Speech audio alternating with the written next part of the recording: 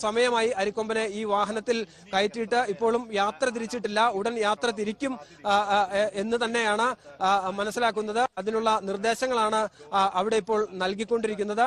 Kochi Dhanushkodi ദേശീയപാതയിലൂടെ animal ambulance അരിക്കൊമ്പനെയും വഹിച്ചുകൊണ്ട് കടന്നു പോവുകയാണ്. സന്തോഷ് സൂചിപ്പിച്ചതുപോലെയാണെങ്കിൽ ഈ ദേശീയപാത അവസാനിക്കുന്നത് പൂപ്പാറ ഭാഗത്തേക്ക് ഇത് ചെല്ലണം. പിന്നെ മൂന്നാർ തേക്കടി സംസ്ഥാന പാതയിലൂടെയാണ് പിന്നീടുള്ള യാത്ര. അതിനുശേഷമാണ് ഈ ലക്ഷ്യസ്ഥാനത്ത് കുമളിയിലെത്തി പിന്നീട് സീനിയർ റോഡയിലേക്കുള്ള യാത്ര വരിക. ജോഷി കുര്യൻ നമുക്കൊപ്പം ചേരുന്നുണ്ട്. ജോഷി, എന്തായാലും മണിക്കൂറുകളുടെ ദൌത്യമാണ്. ഇപ്പോൾ അതൊരു ലക്ഷ്യസ്ഥാനത്തേക്ക് നീങ്ങിക്കൊണ്ടിരിക്കുന്നു അരിക്കൊമ്പനെയും കൊണ്ട്. നേരത്തെ സുഹൈലൊക്കെ സൂചിപ്പിച്ചതുപോലത്തെ ഡബിൾ ലോക്ക് എന്നൊക്കെ പറയുന്ന പോലെ ഇരട്ടി സുരക്ഷയോടുകൂടിയാണ് ഈ ലോറി അടക്കം സജ്ജമാക്കി കൊണ്ടുപോയിക്കൊണ്ടിരിക്കുന്നത്. പക്ഷേ സുഹൈൽ സൂചിപ്പിച്ചൊരു കാര്യമുണ്ട്, ഈ കുങ്കിയാനകളെ അങ്ങോട്ടേക്ക് കൊണ്ടുപോകുന്നില്ല കൊമ്പനെ ഇറക്കാനെന്ന്. അങ്ങനെയെങ്കിൽ അവിടെ എത്തിയാൽ അത് ഒരു കണ്ടുകൊണ്ടിരിക്കുന്ന പ്രേക്ഷകരുടെ കൂടി ഈ പൂപ്പാറ വരെ നല്ല റോഡാണ്.